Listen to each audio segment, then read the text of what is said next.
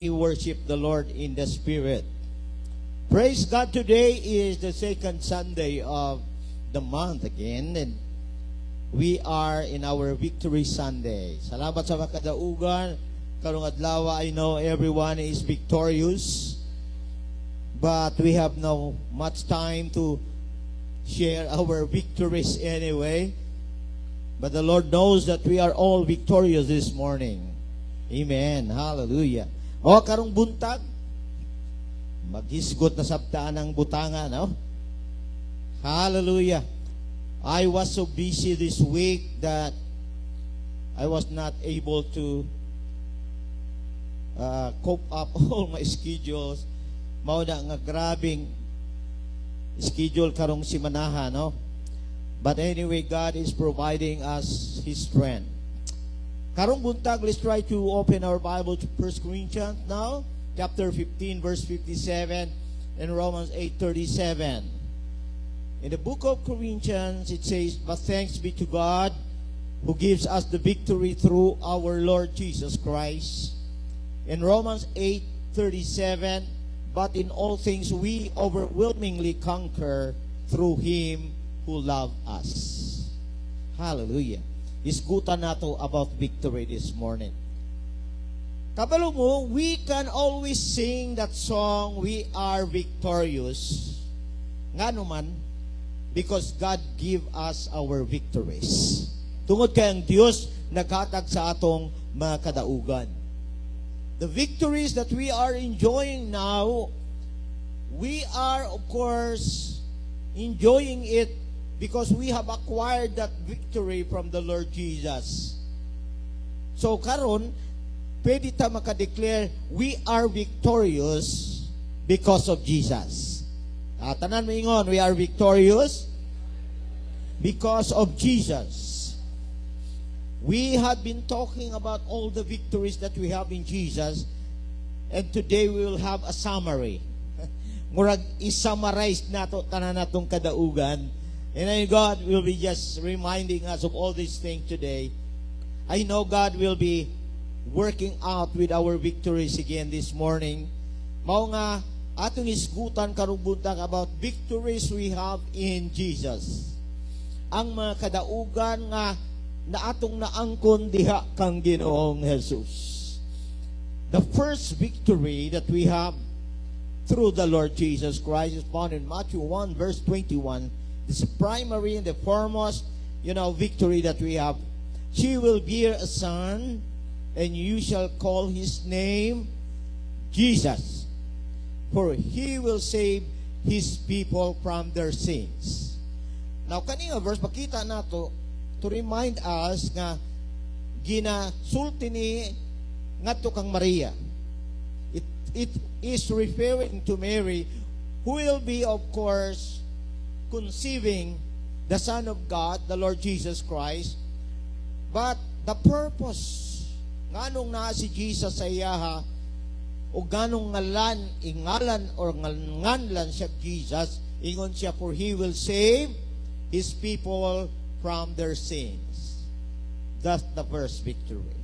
The first victory is first victory over our sins. Kadaugan ibabaw sa atong mga sala. Mao gyud number one purpose nganong natao si Jesus. Kung moingon kita nga kadaugan ibabaw sa atong sala, nagpasabot kini sa atong pagkamadaugon ibabaw sa gahom sa sala, pinaagi sa atong pagtuo sa kamatayon ni Ginoong Jesucristo ug sa iyang pagkabanhaw. Nga diin naggiya kanato ni anang bag-ong ilhanan diha kaniya, o kini dili lang one time event ang atong kadaugan, but usahin ni siya ka nagapadayon nga proseso diha sa pagbag-o sa tabang sa balang espiritu nga nagiyang ginatugutan ang mga Kristohanon nga mahimong magkinabuhis o sa kakinabuhi nga diin nakapaimuot sa Dios o nagamauswagon diha sa pagpadayag sa kinaiya sa Dios.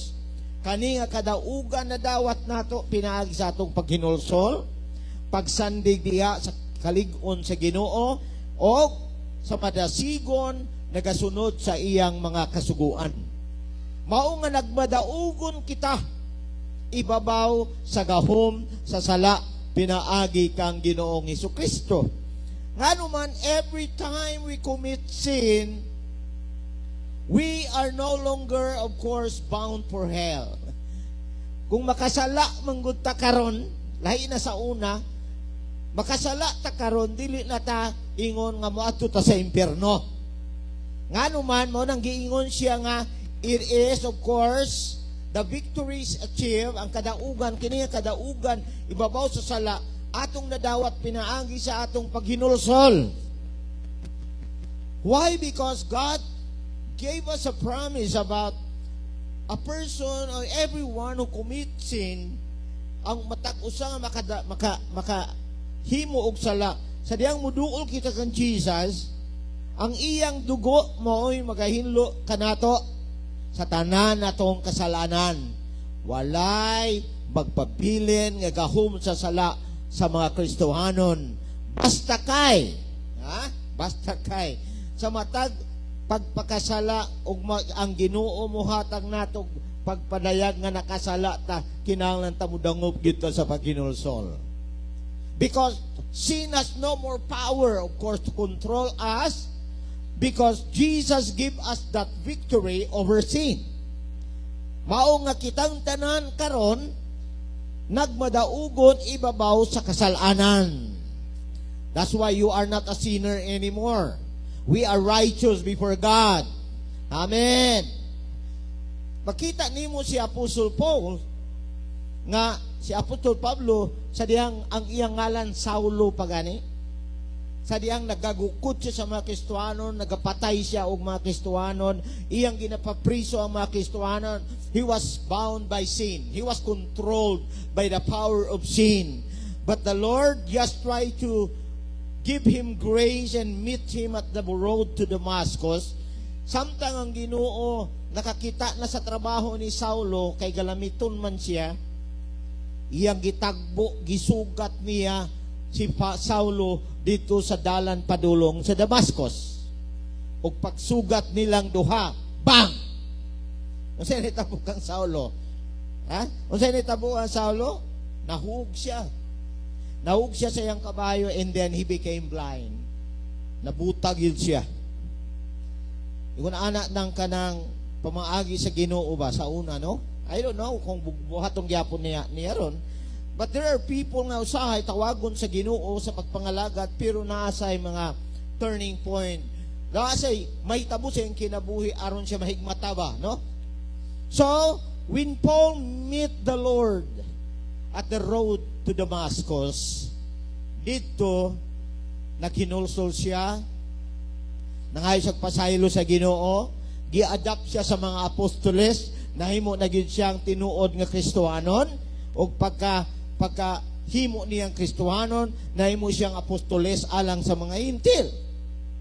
But beginning that day that he was forgiven, when he acquired that victory over his sin through Jesus Christ, wala na gyud nakasala si Saul. O wala na gyud ingon nga nakita nimo si Saulo nga sama sa una.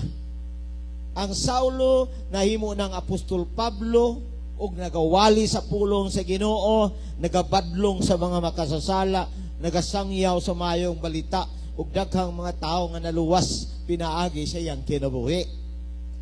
Why? Because Paul experienced the victory over sin nga gihimo ni Jesus dito sa cross.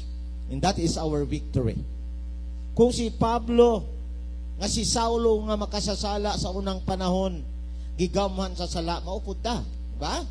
We have the same situation with this guy, no? Mga makasasala tang tanan, but since we met the Lord Jesus Christ, we are here now, gawas nun sa sala.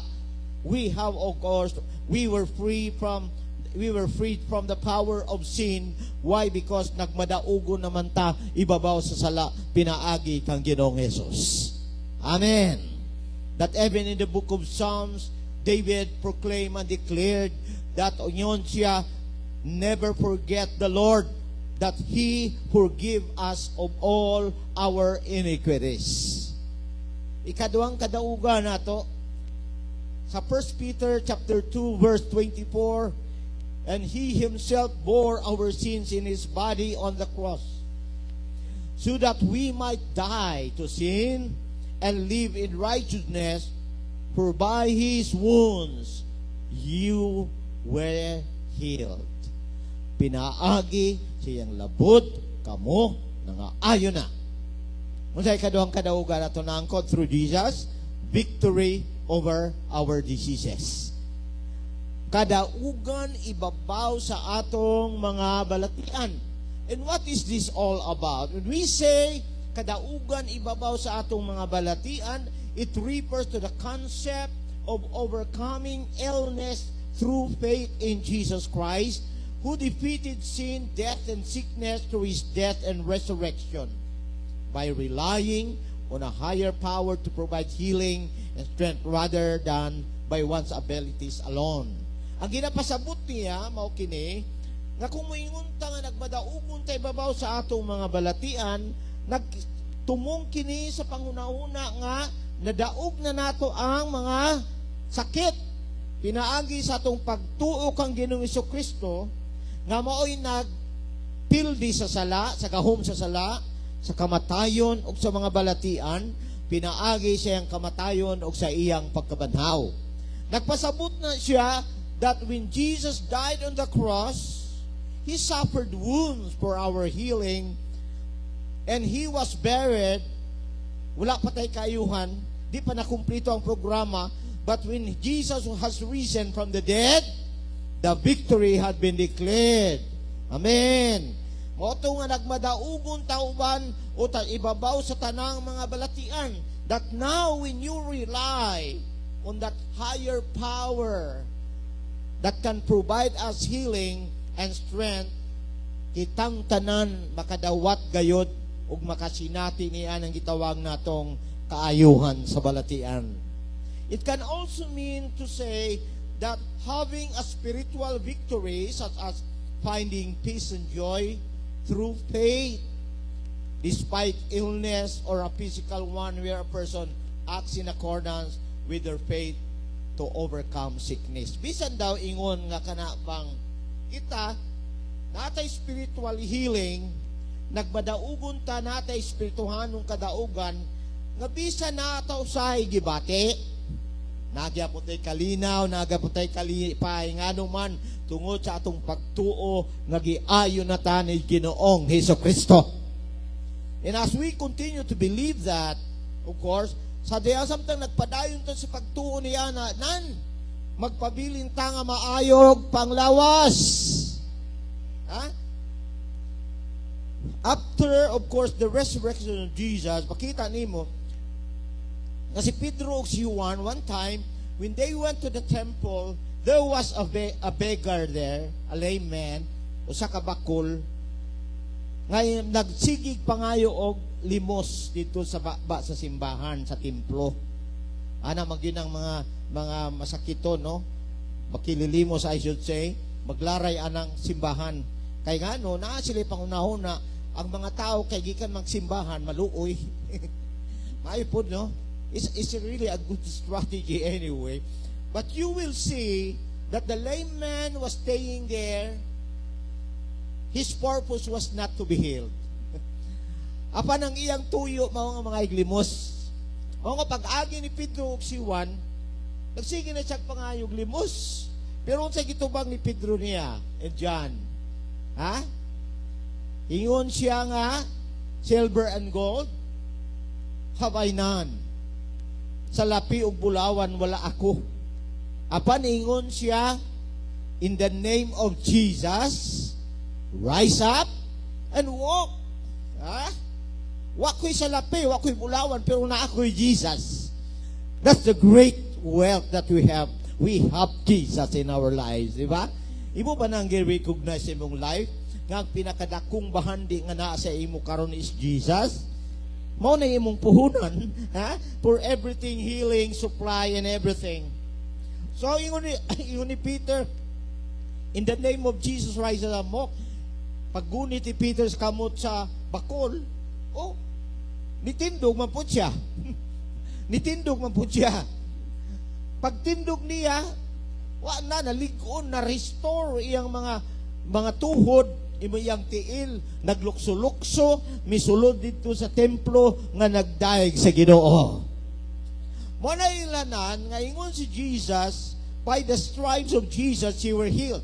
The victory over diseases was reigning over His people because Jesus had already resurrected from the dead.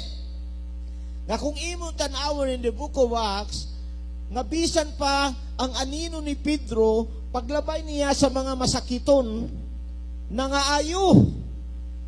What a powerful shadow. But I believe that because they have faith to be healed, naayo sila, no? Nga pinaagi sa samad ni Kristo sila, tanan, nangaayo. Can you still believe that power today? Ana ba kay pagsaling anak karon? Nga katong samad ni Kristo dito sa cross nagpadaogo na ta nga karon unsa may imong gibati ron, naayo na ka.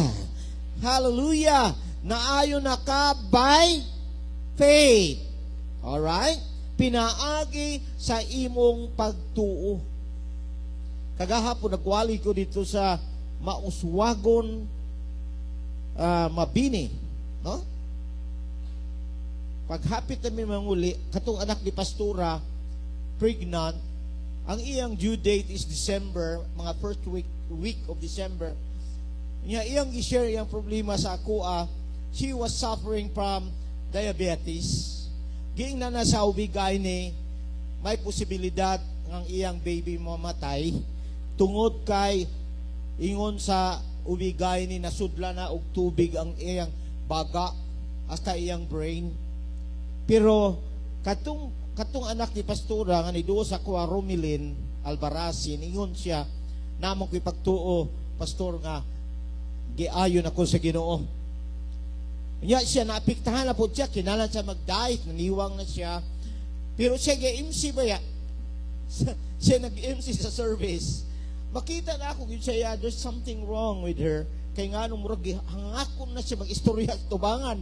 Siguro wala nilay kasaligan mag-MC siya rin yun. So, ako siyang gidasig. Kaya niingon man siya, nagtuo man ko, Pastor, nga, bisan pa sa giingon sa doktor, musurvive yun akong anak. Iyon sa ubigay ni daw nga kung mabati ni mo nga wala na nag-move imong baby, that means namatay na imong baby. Ingon siya, hangtod karon Pastor, active pa man kaya akong baby sa akong tiyan. Akong giingnan siya, ipadayon na iyong pagtuo. Don't listen to the doctor, what she said. Ayaw paminaw sa giingon sa doktor, paminaw sa imong pagtuo.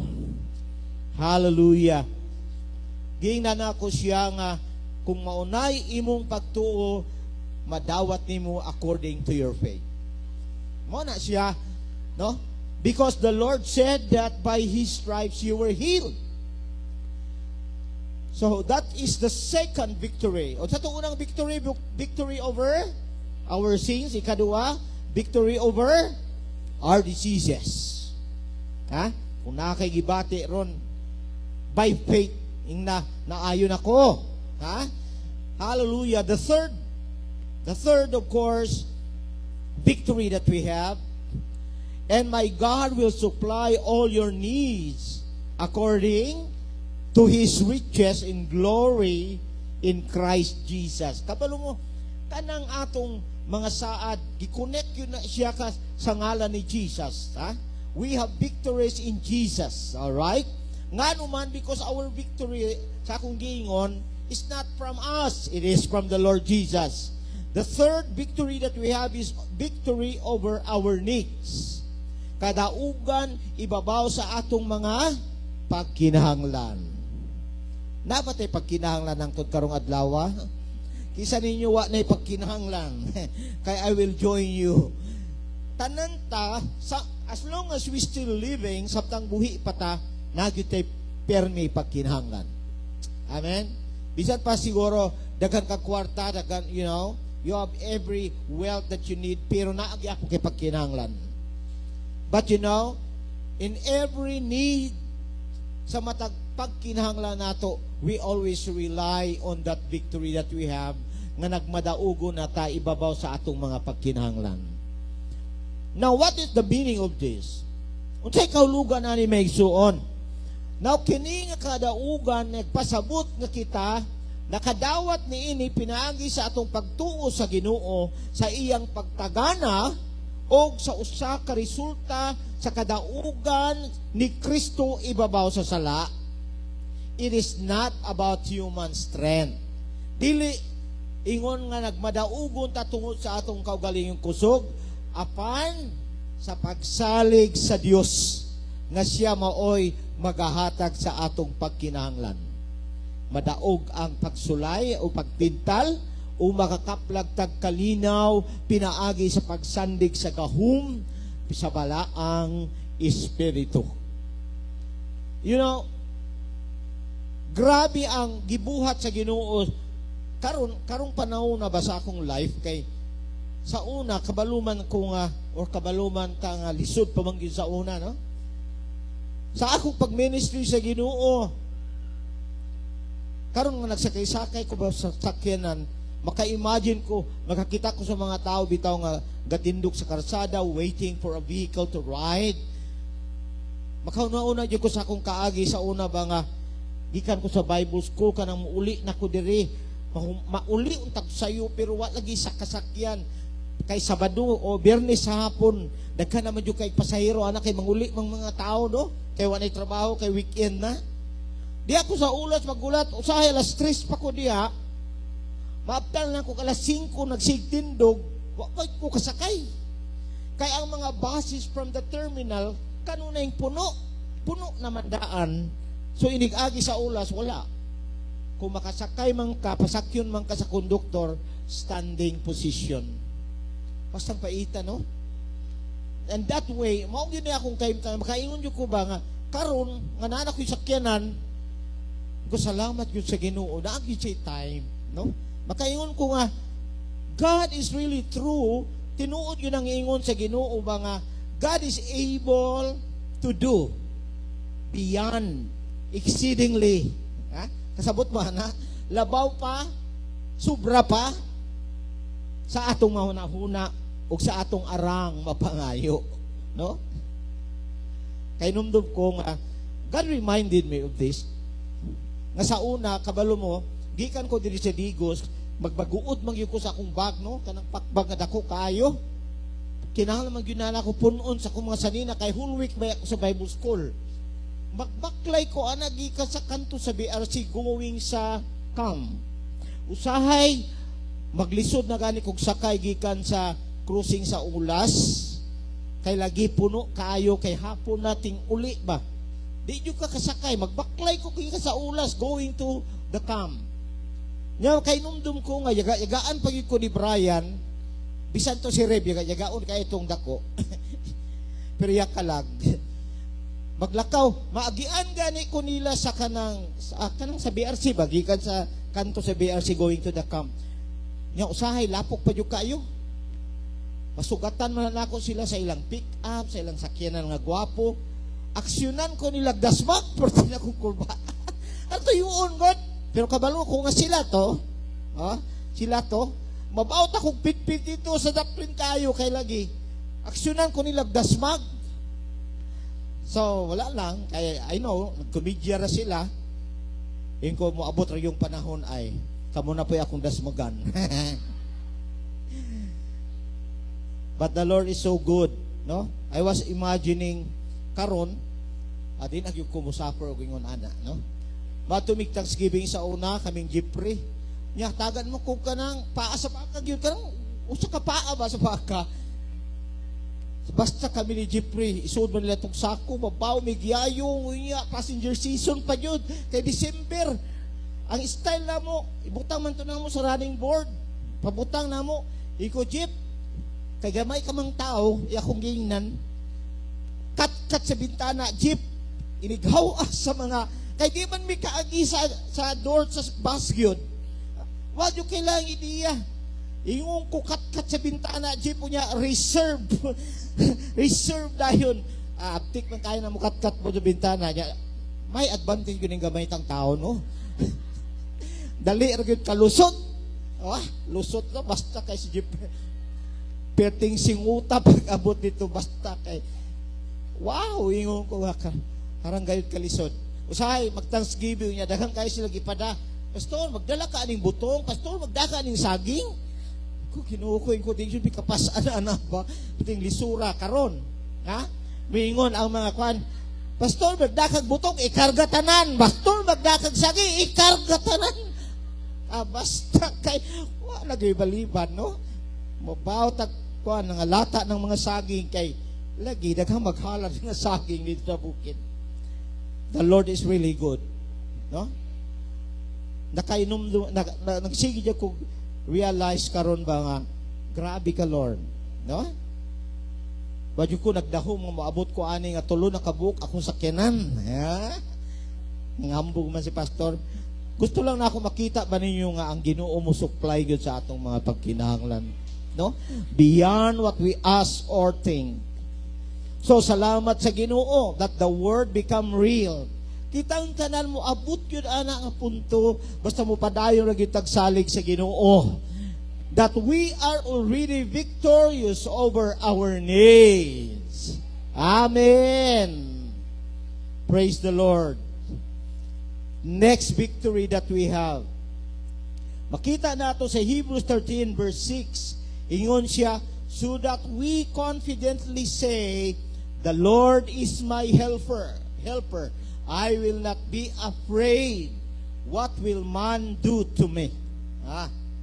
Ikaupat, kadaugan nato is victory over our fear. Kadaugan ibabaw sa atong kahadlok. Kisa pa'y nahadlok nato diri karon. Napatay kahadlok sa imong mga kaaway, kahadlok sa imong pagkinahanglan, kahadlok sa imong balatan, every fear that you have. The word fear is of course to be frightened. Malisang ka ba, no? Na kay kalisang, to be afraid. It emphasizes, of course, when you say victory over fear, that emphasizes about the absence of fear when someone put their trust to God. So kung imong ibutang ang imong pagsalig sa Ginoo, wa jud kay angay kahadlukan. Ngano man ingon man ang Ginoo, the Lord is my helper. Ang Ginoo may ako magtatabang, di nako mahadlok. Unsa may mahimo sa tao kanako. So there's nothing to fear, di ba? Wa gyud tay angay kahadlukan ngano man because the Lord is our helper. Panahon sa imong kakulangon, panahon sa imong pagkinahanglan, the Lord is there to help you. The time you travel, every time you go to other place and then you are a stranger there, the Lord is with us. He is, of course, our helper and we will not be afraid. Peter had experience, of course, overcoming his fear. Now, si Pedro, sa dihang buhi pa si Jesus, nakita niya si Jesus galakaw ibabaw sa tubig, no? Nya ingon si Pedro niya, Ginoo, paanha ako nimo diha? Ginoo, gusto po siya mulakaw ba, no? Gusto po si Pedro maka-experience of new thing sa iyang kinabuhi nga mulakaw po siya ibabaw sa tubig. Nakalakaw tuod siya, di ba? Ingon si Jesus, come.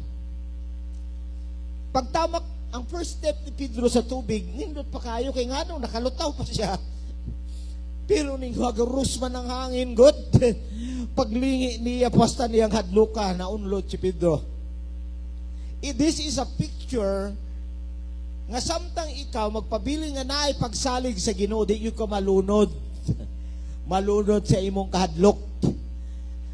So, ngotong giluwas siya ni Jesus. Now, it is so different.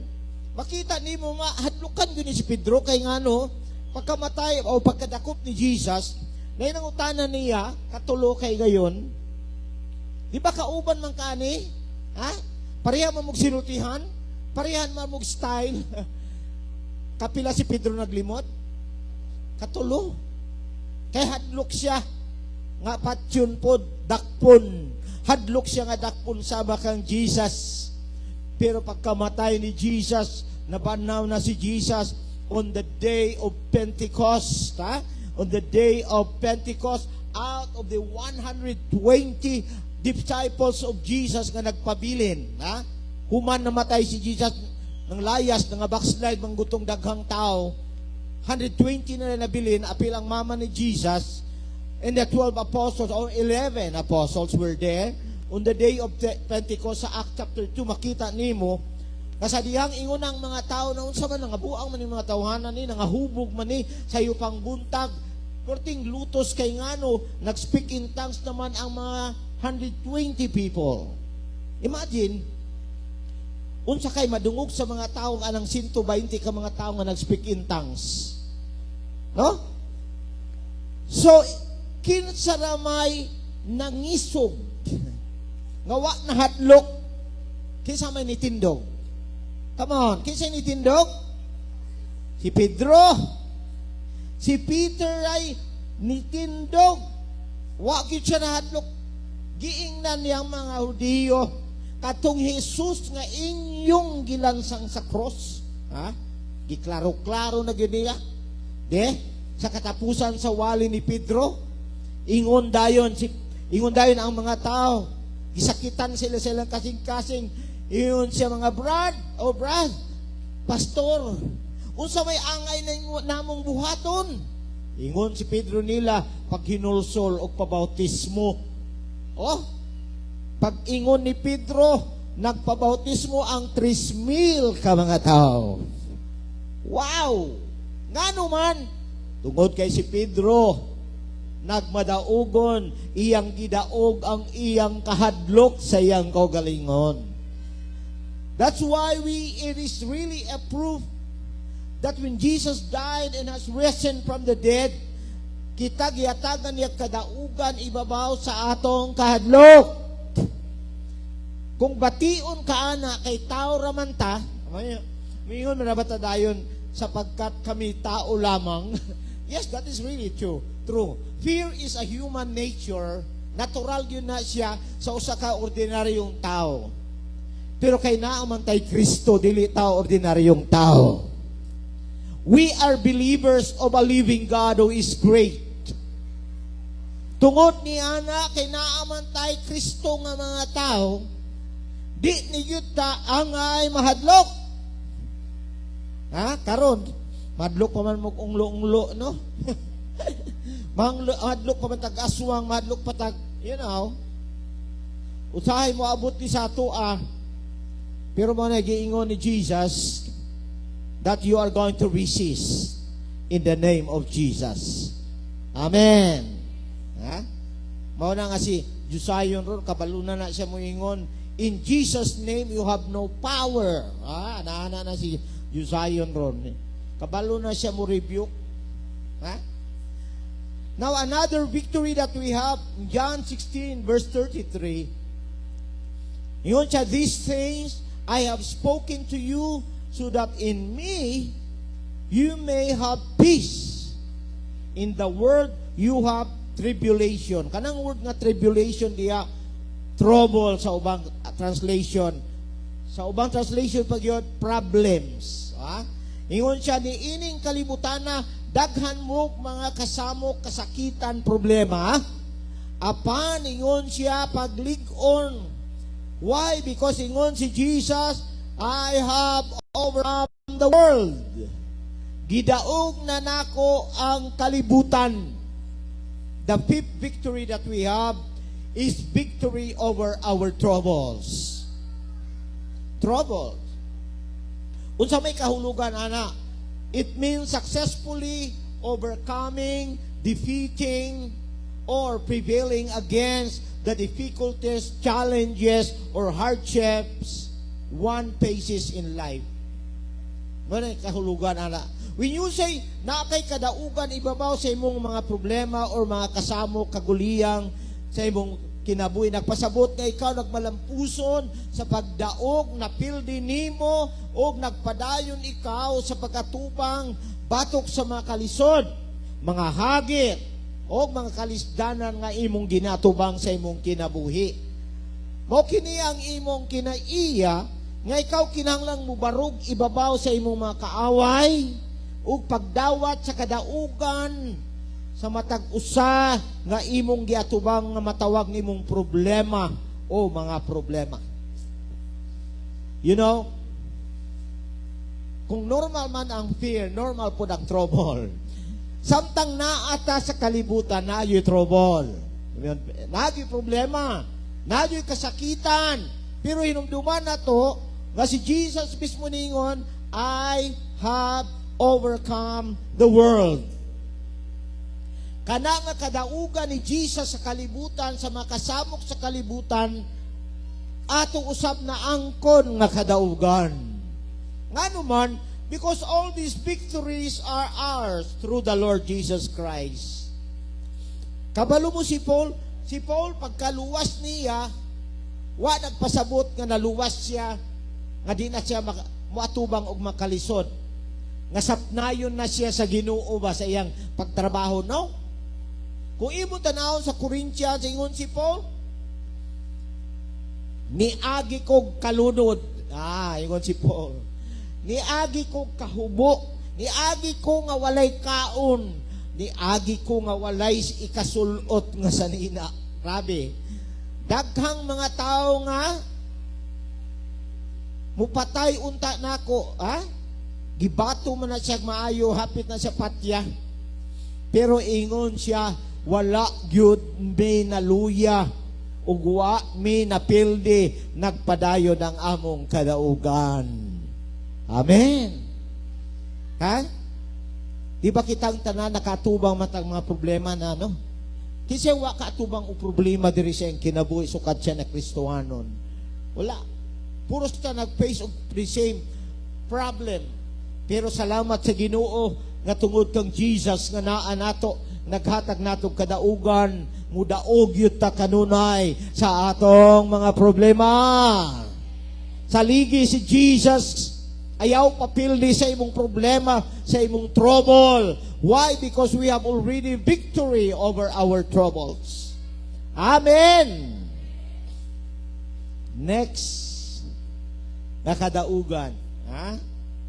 Hebrews chapter 2 verse 14. Therefore, since the children share in flesh and blood, he himself likewise also partook of the same, that through death he might render powerless him who had the power of death, that is the devil. Romans 16:20, the God of peace will soon crush Satan under your feet. The grace of our Lord Jesus be with you. The final victory, of course, is victory over our enemy. Kadaugan batok sa atong kaway. Kinsa daw atong kaway? Okay. Ang atong kaway isa, that is the devil. Si Satanas, mao nga atong kaaway. Naunsay pasabot ani? It means to say, nagpasabot ka si Ginoong Jesucristo, iyan ang gipildi si Satanas nga dunay gahom sa kamatayon o pinaagi sa iyang pagkabanaw. Iyang gitangtang, iyang gigisi, iyang giwagtangan o gahom o kagahom si Satanas.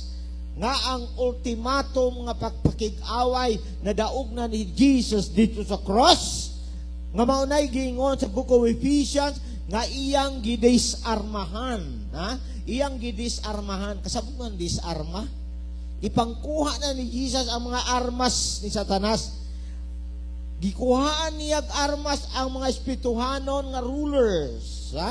Kagamhanan ngadto sa mga kanginan, og si Satanas usana ka pildero nga kaaway. We'll declare that in the face of the devil. Si Satanas, come on, you follow after me. Si Satanas, pildero na nga kaaway. Mao na nga nanatay kadaugan over the devil. Mao na nga si Jesus ningon, resist the devil and he will sa sunod na he will flee from you. Hinginli, sukli ang yawa og siya mo karatil og dagan palayo ninyo. Ngano man, piltiro naman siya. Sa dihang nakita ni Jesus or gisend ni Jesus, gipadala ni Jesus ang 70, ha? 70 ka mga tinunan sa pagwali, pag-uli nila, giingnan sila ni Jesus nga nakita nako ang yawa nga nahulog gikan sa taas. Ha? Why? Because the devil is already a defeated foe. Pildiro na siya. Mao na nga karong mga panahon na we can shout to the world. Ha? Pwede na ta mo siyagit, isinggit sa kalibutan nga moingon ta, we are victorious. Hallelujah. Nga naman, nahimutang nagmadaugon because what Jesus had done. All the victories He had done and still in effect today, katong nga kadaugan nga iyang gihimo, nagyapoy effect ang karon ug naagihapoy gahum sa pagkakaron. Magpasabot nga ikaw ug ako di gyud mahimong pildero kundili permanente gyud tang nagmadaugon. What are the victories that we have in Jesus? Victory over our sins, victory over our diseases, victory over our needs, victory over our fear, and victory over our troubles. Amen. Atong palakpakan ng Ginoo. Shall we all rise? Manindok tang tanan, we'll do something there, something different this morning. We'll be having declaration of our victories in Jesus today. Karong buntag, we will shout to the world that we are victorious. First thing that we do, atong i-declare karong buntag, ingon man sa iglesia karon, mo declare ta nga kitang tanan madaugon. So, at the count of 3, we will shout, we are victorious. Come on. 1, 2, 3. We are victorious. At the count of 3, personalize that victory in yourself. I am victorious. You shout that. 1, 2, 3. I am victorious. Today, we will declare that we are victorious over our sins. We will shout that by the blood of Jesus, we are all redeemed from sin. Come on. I am victorious over sin. I am redeemed by the blood of the Lamb. I am victorious over our diseases. Come on, you shout. I am victorious over our diseases. Follow after me. By the stripes of Jesus, I am healed. I declare my victory over my need. And my God shall supply all my needs according to Christ's riches in glory in Christ Jesus. I declare my victory over my fear. The Lord is my helper. I will not be afraid. I am victorious over our troubles. I have overcome the world. I declare my victory over Satan, that the God of peace will soon crush Satan under my feet. We are victorious. Glory, glory, glory, glory. Thank you, Lord. Thank you, Jesus, for the victory that we have. Oh, we glorify your name. Lord, we believe every declaration today that we have made. Salamat, Lord, sa among mga kadaugan, pinaagi kang Jesus. that today we are declaring and believing and trusting your word, that we are all victorious, O God. Hallelujah, Lord. Di mo ang Ginoo nga mga katawan ni mo yung dipita sa digos, Lord. One Way Outreach Church na ay pagsalig, pagtuo sa mga pulong nga ilang nadungog karong buntag. That we have all the victories that we need to be victorious. That today, di mo ang Ginoo ng tanang katawan ni mo, Lord, kanunay magmadaugon. Walay kahadlok, walay sala, walay balatian, walay pagkinahanglan na makapildi namo. Ang yawa dili makapildi namo, Lord. Tungod kay ang tanang kadaugan among naangkon pinaagi kang Ginoong Jesucristo. We thank you for your word again, Lord. Salamat, Lord, sa imong pulong karong buntag. Among ibalik kanimo tanang pagkimaya kang masalamat, Lord. Pinaagi sa ngalan ni Jesus. Amen!